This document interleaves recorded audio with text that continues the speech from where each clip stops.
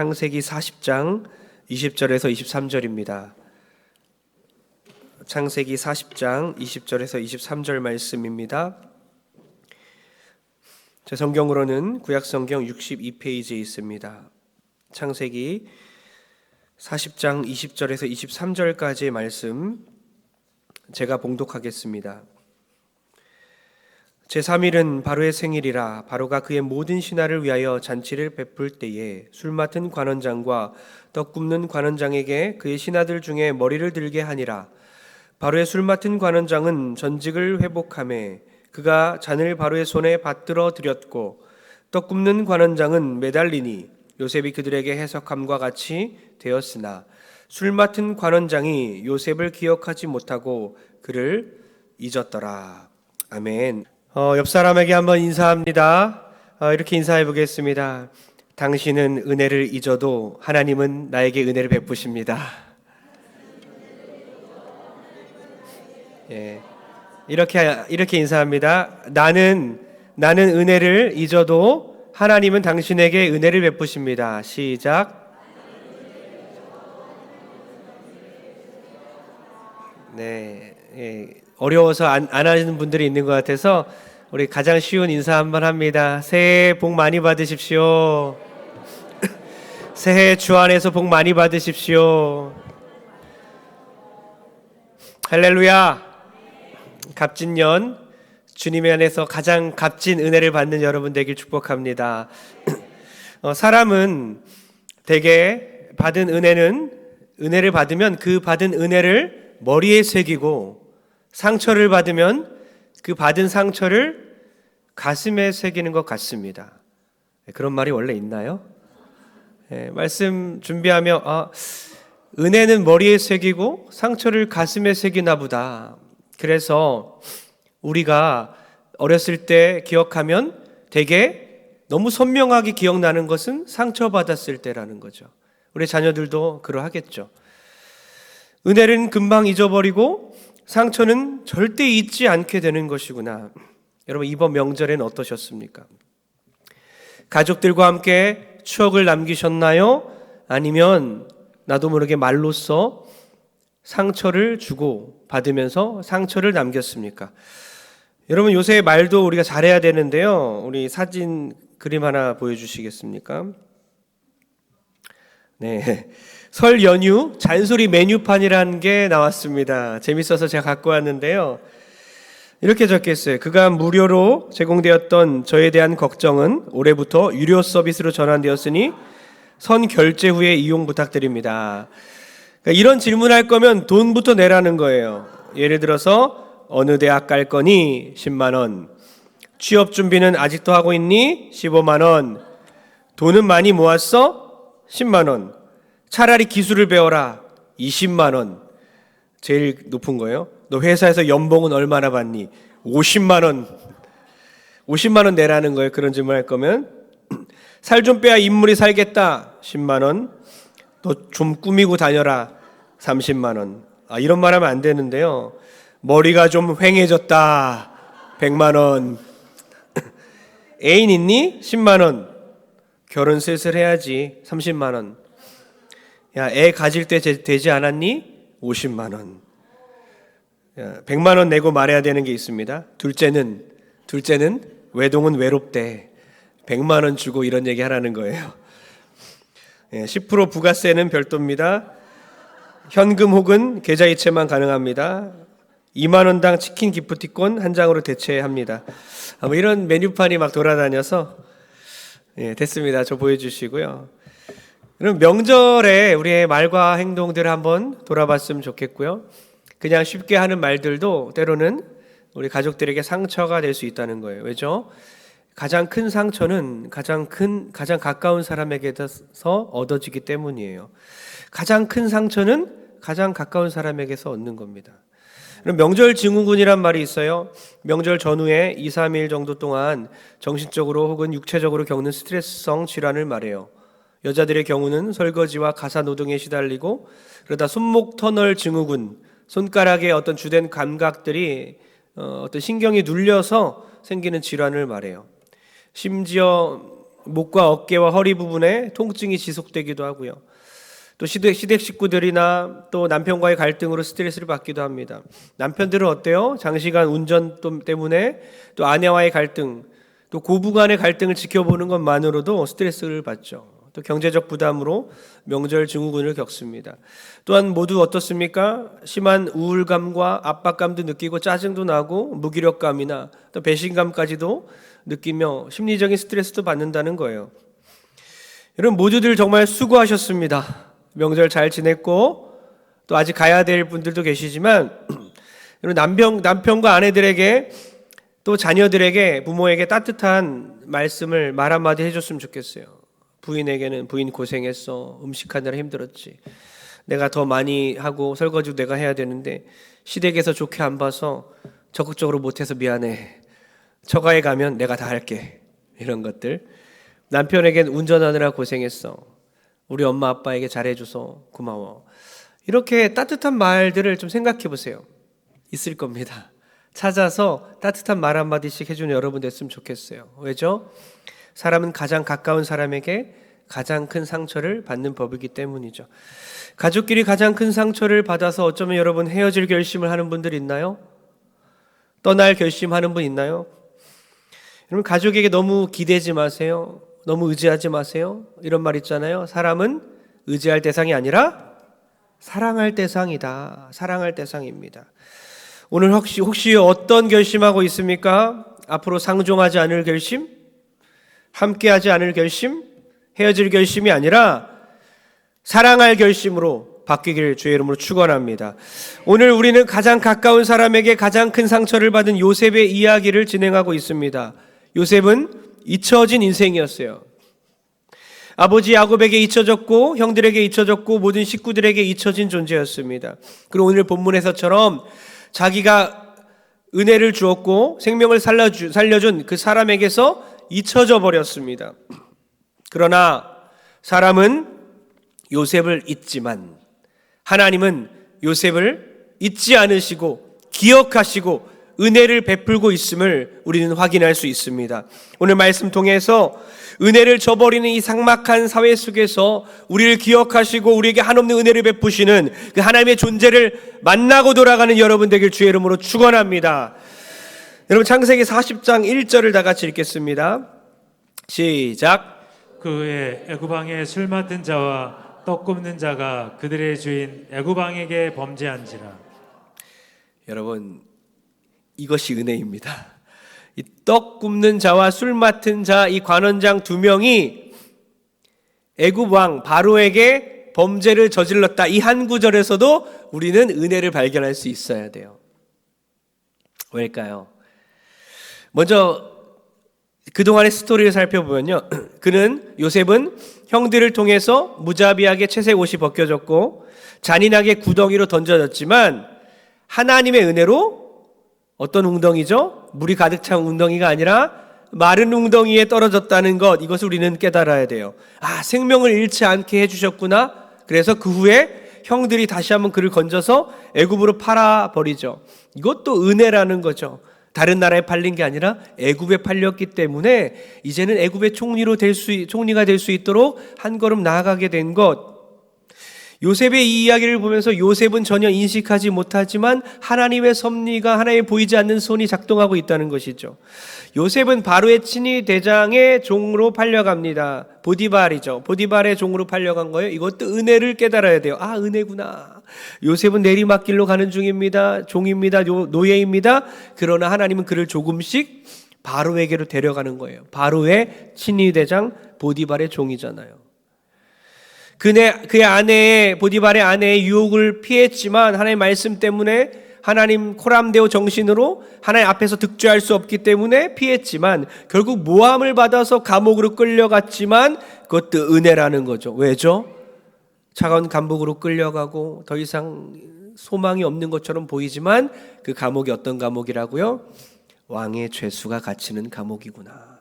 왕의 죄수들, 바로 왕에게 죄를 진 사람들이 감옥에 끌려가기 때문에 오히려 바로 왕을 만날 수 있도록 한 단계 한 단계 나가고 있다는 거예요.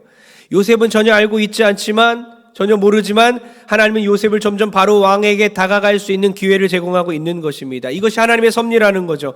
우리가 1절에 읽은 것처럼 술 맡은 관원장과 떡 굽는 관원장이 그들의 주인 애굽 왕에게 범죄한지라, 이 짧은 한 문장을 통해서 이들이 이제 요셉을 만나게 되는 거예요. 이들이 왕에게 죄를 지은 사람들이 끌려가는 그 감옥, 바로 요셉이 있는 곳으로 들어가게 되는 겁니다. 하나님의 섭리, 보이지 않는 하나님의 손이 일하고 있구나. 이 떡 굽는 관원장, 술 따르는 관원장은요, 그냥 요리사가 아니에요. 요리사 아니에요. 옛날 뭐 김이상궁 이러면서 독이 있는지 맛 한번 보는 그 정도가 아니에요. 물론 그 당시에 바로 왕이 세계의 왕이기 때문에 많은 사람들이 그를 암살하려고 했죠. 중요한 직책 맞습니다. 뭔가 먹는 것에 있어서 그것을 관할하는 중요한 직책이긴 하지만 더 높아요. 바로의 고문이면서 나라를 좌지우지할 수 있는 그런 높은 직책, 장관급, 비서실장, 높은 사람 2명 권력자가 요셉을 만날 수 있는 그 계기가 되는 감옥에 함께 갇혔다는 것입니다. 이것이 은혜라는 것이죠. 그러니까 요셉은 지금 계속 실패하고 있습니다. 계속해서 내리막길을 가고 있습니다. 그는 계속 넘어지고 있습니다. 그러나 그는 참패하지 않는다는 거예요. 실패는 할지언정 참패하지 않고 있다는 거예요. 그는 넘어지고 있지만 완전히 엎드려지지는 않는다는 겁니다. 시편 37장이 정확히 그것을 말하고 있습니다. 시편 37장 24절 다 같이 시작.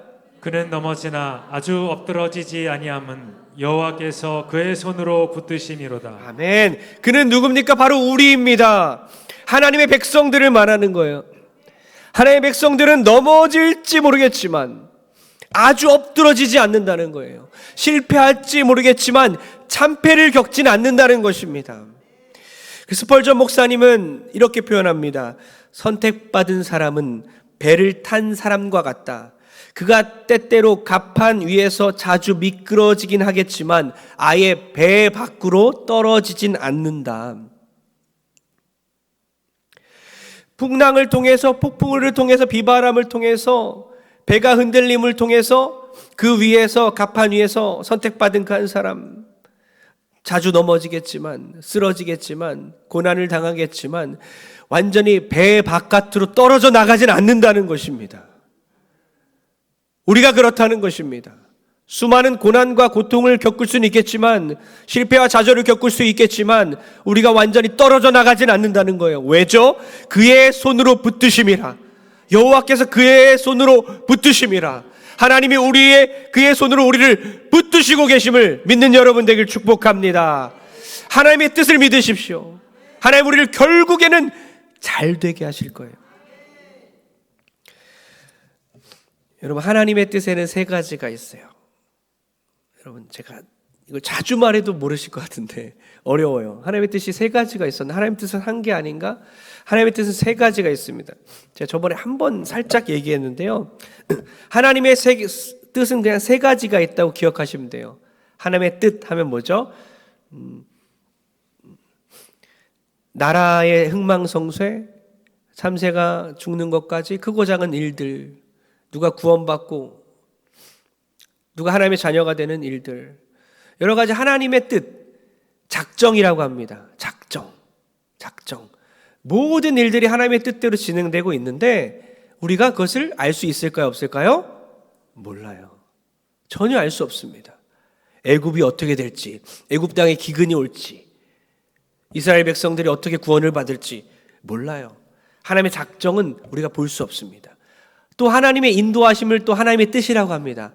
하나님의 뜻이 어디 있는가? 나의 취업에 대한 하나님의 뜻이 어디 있는가? 결혼에 대한, 우리 자녀의 결혼에 대한 하나님의 뜻이 어디 있는가? 개인적인 인도하심도 하나님의 뜻이라고 그래요. 그걸 알 수 있습니까? 없습니까? 알 수 없습니다. 미래를 어떻게 알아요? 그걸 알려고 노력하는 것 자체가 성경적이지 않은 거예요. 그것을 알려고 막 어떤 영적인 사람 찾아다니고 미래 일을 듣고 싶어서, 미래에 내가 어떻게 될지를 알고 싶어서 돌아다니고 그걸 궁금해하는 것 자체가 성경적이지 않아요. 궁금해하지 마십시오. 한 치 앞도 모르는 인생이 답입니다. 몰라야 돼요. 제가 박수 칠 줄 몰랐잖아요. 몰라야 정상인 거예요. 알면 이상한 거예요. 알면 이상한 거라니까요. 근데 우리는 하나님을 믿고 그리스도인들인데 우리는 신앙생활 하다 보면 이걸 알아야 될 것 같다는 잘못된 생각을 하는 거예요. 하나님의 뜻은 감춰져 있습니다. 그래서 hidden will이라 그래요. hidden will.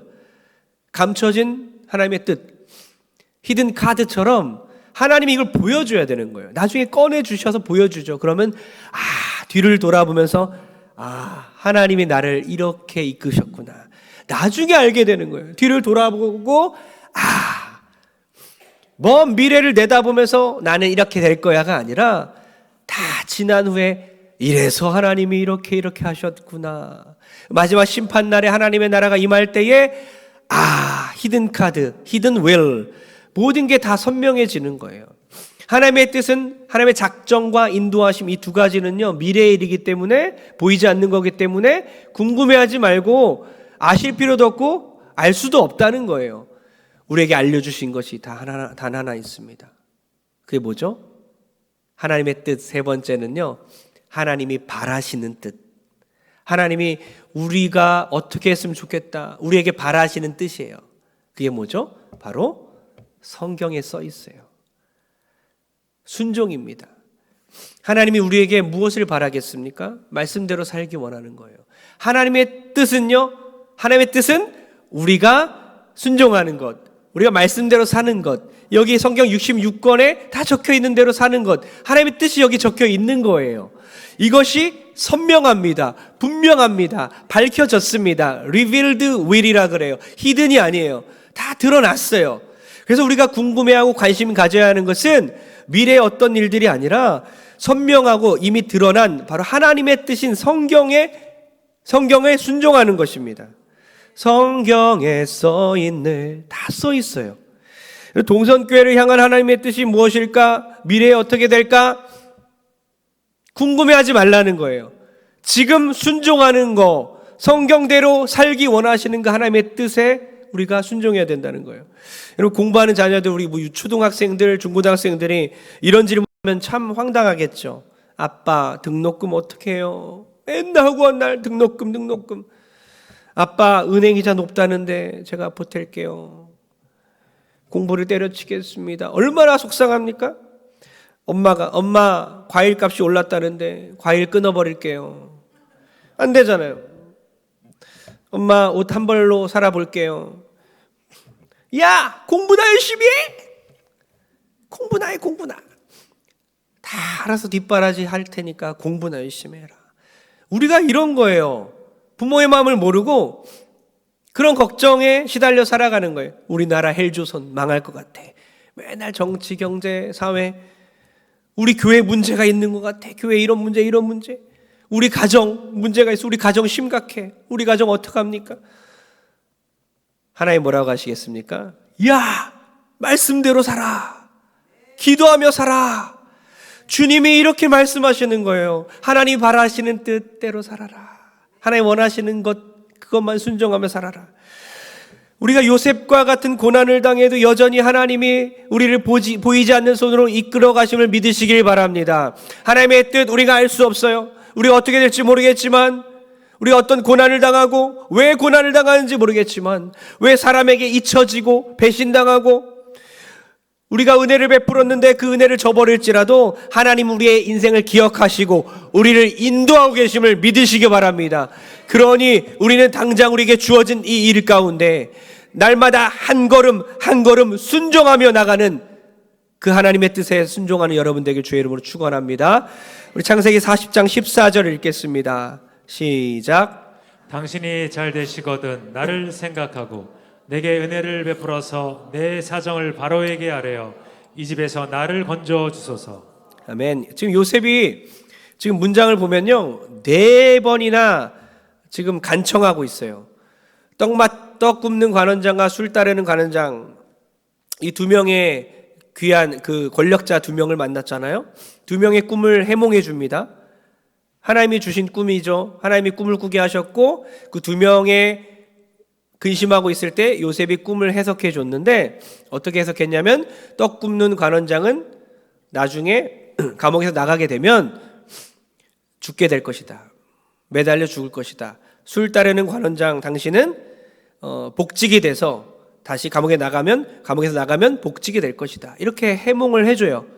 그러면서 술 맡은 관원장에게 이렇게 부탁한 거예요. 당신이 잘 되거든 나를 생각해 주세요. 첫 번째 간청이죠. 두 번째, 내게 은혜를 베풀어 주세요. 세 번째, 나의 이 사정을, 억울하잖아요. 누명 써서 들어왔잖아요. 이것을 바로에게 아뢰어 주세요. 네 번째, 이 집에서 나를 건져 주세요. 이 감옥에서 나를 꺼내주세요. 이 한 문장 같지만 4번의 간청을 반복해서 그만큼 지금 절박한 겁니다. 애타는 겁니다. 그런데 술 맡은 관원장이 복직이 되었고 그 다음 어떡합니까? 요셉을 기억해내고 요셉을 감옥에서 건져냈을까요? 그렇지 않았을까요? 잊어버렸어요. 기억하지 못하고 완전히 잊어버립니다. 오늘 제목처럼, 설교 제목처럼 사람은 은혜를 잊지만 그러나 하나님이 은혜를 베푸시는 거예요. 이 마지막 구절을 우리가 읽을 텐데요. 요셉을 기억하지 못하고 잊어버렸지만 하나님은 기억하고 있다는 겁니다. 창세기 40장 23절입니다. 시작. 술 맡은 관원장이 요셉을 기억하지 못하고 그를 잊었더라. 잊어버렸어요. 2번이나 반복합니다. 기억하지 못했다, 잊어버렸다. 똑같은 거죠. 요셉을 잊어버렸고, 요셉의 존재를 잊어버렸고, 요셉이 은혜를 베푼 것도 잊어버린 거예요. 한 명은 죽었고 한 명 자기는 살았잖아요. 그 꿈의 해몽을 어떻게 잊을 수가 있어요? 어떻게 살려달라는 간청을 잊을 수 있겠습니까? 그러나 완전히 잊어버렸다는 겁니다. 그래서 여기서 우리가 알 수 있는 건 뭡니까? 사람에게 여러분 은혜를 베푸셔도 너무 기대하지 마세요. 받을 생각하지 마세요. 누군가를 도우셨습니까? 누군가에게 은혜를 주었습니까? 대부분 필요할 때만 연락할 겁니다. 은혜를 갚으려고 연락하는 게 아니라 똑같은 도움을 받으려고만 연락한다는 거예요. 그러니까 사람은 은혜를 기억하지 못해요. 망각하는 동물입니다. 제일 먼저 가장 가까운 사람 중에 배신하는 사람이 누구죠? 자기가 베푼 은혜를 잊어버린 사람이 누구죠? 아들입니다. 예, 딸들도 그러겠지만 아들이 먼저 그렇죠. 그죠? 아들, 딸, 자녀들, 친구들도 그렇죠. 사람은 가장 가까운 사람에게서 뭐라고요? 가장 큰 상처를 받는 법이라고 그랬어요. 평생을 쏟아부었는데 내가 먹고 싶을 때 참고 자녀들에게 다 주었고, 내가 갖고 싶은 것 다 참고 자녀들에게 다 주었고, 내가 등골까지 다 빼서 다 주었는데 결국에는 머리가 커지면 바로 대들고 결혼하게 되면 찾아오지 않고 나중에 아내의 종교로, 남편의 종교로 바꾸기까지 합니다. 부모가 나이가 들었어요. 자녀들은 부모를 무시해요. 이건 상상이나 하겠습니까? 그렇게 키웠습니까? 아니잖아요. 제가 청년 시절에 참 철이 없었는데요. 제가 오랜만에 설거지를 한 적이 있어요. 우리 집에 설거지를 절대 하지 않는 2명의 남자가 있었는데요. 그 중에 한 명이 접니다. 설거지를 정말 오랜만에 한번 했어요. 그리고 어머니에게 갔어요. 철없이 이렇게 말했어요. 용돈을 청구한 적이 있습니다. 설거지 한 값 주세요. 정말 철없죠? 엄마, 설거지 했어요. 용돈 주세요. 설거지 했잖아요. 아차 싶었습니다. 그때 차분하게 어머니 이렇게 말했어요. 너 아기 때부터 내가 너 기저귀 갈아준 값 얼마, 그동안 내가 밥 차려준 값 얼마, 지금까지 키워준 값 얼마, 죄송합니다 하고 나와버렸습니다. 여러분, 부모님은 존재만으로도 은혜입니다. 부모는 자녀의 근원이잖아요. 이번에 양가 부모님 때 가면서 지금 3대가 함께 모인 거예요. 양가 부모 때 가면서 다 3대가 모여서 우리 자녀들, 그들의 부모인 우리, 또 우리의 부모인 할아버지, 할머니. 생명의 근원이구나. 너무 감동이 됐어요. 보면서 이렇게 해서 이 부모가 할아버지, 할머니에 있어서 우리가 있었고, 우리가 있어서 자녀들이 있으니 3대가 이어지고 있구나. 은혜이구나, 은혜. 생명을 잉태한 그 부모님, 무한한 은혜를 베풀었지만 자녀들이 기억하지 못해요. 금방 잊어버립니다. 왜죠? 받은 은혜는 머리에다 새기고 받은 상처는 가슴에다 새기니까 100가지 잘했어도 2가지만 기억하는 거예요. 받은 상처만 기억하고 있는 거예요. 답답하지요. 속상하지요. 그래서 사랑하는 우리 성도님들, 우리 어머님들, 우리 아버님들, 사람은 은혜를 있는 동물이기에 사람 의지하지 마시고 하나님이 다 갚아주십니다. 하나님 우리를 다 안아주시고 하나님 품어주시고 하나님이 고생했다고 말씀해 주세요. 그 모든 짐들 다 내려놓고 아버지 품에 안긴 여러분 되길 바랍니다. 사람은 은혜를 잊지만 하나님은 은혜를 베풀어 주시는 분이에요.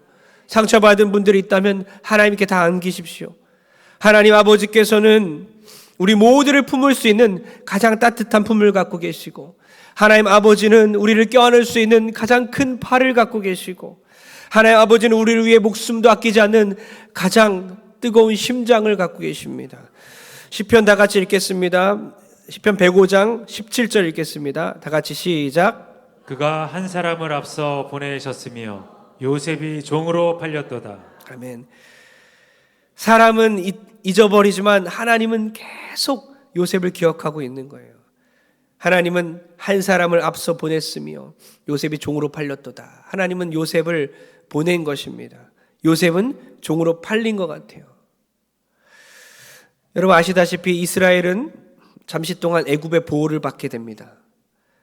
이스라엘 백성들, 바로 야곱의 모든 자녀들은 12자녀들과 그 민족들이 이제 번성하지 않습니까? 그들이 기근을 만나게 되고 먹을 양식이 없을 때에 애굽으로 가서 애굽에서 노예 생활하면서 애굽의 노예 생활하면서 그곳에서 번성하게 됩니다. 음식들을 먹게 돼요. 그러면서 그곳에서 점점 하나님의 백성으로서 번창하게 되는 거예요. 그런데 그 일이 있기까지 하나님께서 요셉을 애굽의 총리로 삼으시는 거예요. 나중에 기근이 오게 되고 이스라엘 백성들이 그곳에 가야 되기 때문에 요셉을 앞서 보낸 것입니다. 요셉은 그 일을 알지 못한다는 거예요. 자기가 애굽의 총자도 몰라요. 지금 총리가 될 걸 전혀 예측할 수 없습니다. 그는 그냥 내리막길 가는 거예요. 누명을 썼고 구덩이로 던져졌고, 그리고 감옥에서 사람에게 자기가 은혜를 베풀었지만 잊혀진 존재로서 자그마치 2년의 기간 동안 또 감옥에 있게 됩니다. 자기는 알지 못해요. 캄캄합니다. 그러나 하나님은 그를 기억하고 계시고 그를 앞서 보내는 사역자로서 사명자로 삼아주셨다는 거예요. 놀라운 은혜는 보디발의 집에 갔을 때도 가정총무 삼아주셔서 나중에 애굽의 총리가 될 수 있도록 훈련시켜 주시는 거예요. 또한 어때요? 보디발의 아내를 겁탈했다는 누명을 썼을 때에 원래 죽어야 합니다. 노예는 그 당시 사회법상 바로 죽어야 되는 거예요. 그런데 하나님이 죽게 내버려 두지 않고 은혜를 입게 하셔서 감옥에 갇히게 한 거예요. 감옥에서도 어때요? 간수장의 일을 대신함으로써 나중에 애굽의 총리의 역할을 미리 준비시키고 훈련시켜 주신 것. 이 모든 것이 하나님의 은혜인 줄 믿습니다. 우리도 마찬가지예요. 지금 어떤 고난을 당하고 있습니까? 어떤 어려움에 있습니까? 우리는 알 수 없어요. 그냥 내리막길 가는 것 같지만 하나님은 우리를 훈련시켜 주시고 우리를 연단시켜 주시고 우리를 하나님의 도구로서 조금씩 만들어가고 계심을 믿는 여러분 되길 축복합니다. 시편 105편 18절과 19절 읽고 결론 내리겠습니다. 다 같이 시작. 그의 발은 차고를 차고 그의 몸은 쇠사슬에 매었으니 19절 시작. 곧 여호와의 말씀이 응할 때까지라. 그의 말씀이 그를 단련하였도다. 네, 요셉에 대한 이야기잖아요. 요셉이 착고를 찾고 몸에 쇠사슬을 묶였다. 감옥에 가서 그렇게 어려움을 당하고 있지만 언제까지라고요? 하나님의 말씀이 이루어질 때까지 그를 연단시켰다는 겁니다. 하나님은 그를 연단시키기 위해서 감옥에 보냈다고 분명히 적혀 있잖아요. 하나님의 말씀이 그를 단련하였도다. 하나님의 뜻이 이루어질 때까지 그는 감옥에서 계속해서 훈련받고 있다는 거예요. 여러분 연단하면 어떤 게 생각납니까? 14K 금, 그죠? 14K는요 14번 용광로에 들어갔다 나왔다는 뜻이잖아요. 18K는 뭡니까? 18번 들어갔다 뺀 거예요. 24K 순금이 되려면 24번 들어갔다 나오는 거예요. 우리가 하나님 앞에서 순금이 되고 정금이 되기 위해서는요, 이 고난이, 연단이 필요하다는 것입니다. 지금 계속해서 하나님이 나를 넣었다 빼시고 고난에 푹 담그시고 하나님 24번이 넘습니다 하소연하고 있겠지만, 하나님의 뜻이 분명히 거기에 있고 우리 하나님의 정금으로 다듬어 가심을 믿고 견뎌내는 여러분 되길 주의 이름으로 축원합니다. 내 영혼이 은총 입어, 이런 찬양이 있어요. 정말 아름다운 찬양이에요. 3절 가사를 제가 읽어드리면요, 높은 산이 거친 들이 초막이나 궁궐이나 내 주 예수 모신 곳이 그 어디나 하늘나라. 초막이든지 궁궐이든지 어떤 일을 당하든지 내 주 예수가 함께 계시면 그곳은 하늘나라라는 사실입니다. 이 감옥에 있지만, 요셉이 감옥에 있지만 이곳에 하나님이 함께 계시면 형통이라는 것입니다. 억울한 일 당하고 누명을 뒤집어 쓰고 또 잊혀짐을 당해도 여전히 하나님이 함께 하시면 형통인 줄 믿습니다. 옥에 갇혀도 형통이구나. 여러분, 옥에서 이렇게 요셉은 살아나왔지만 구약의 많은 사람들이 다 살아나온 게 아니에요. 죽어간 사람도 있습니다. 삼손처럼 두 눈이 빠져서 쇠사슬에 묶여서 그렇게 죽은 사람도 있고요. 세례 요한처럼 옥에서 나오지 못하고 목이 잘려 순교한 사람도 있습니다. 여러분, 옥에 갇혀도 여전히 하나님이 함께 하시면 형통인 줄 믿습니다. 우리가 지금 고난 당하고 있습니까? 옥에 갇혀 있습니까? 하나님이 우리와 함께 하시면 그것 자체가 하나님께서 주신 형통이고 하나님의 뜻이 있기에 그 고난과 어려움 가운데 견뎌내시고 믿음으로 살아가는 저 여러분 되길 주의 이름으로 축원합니다.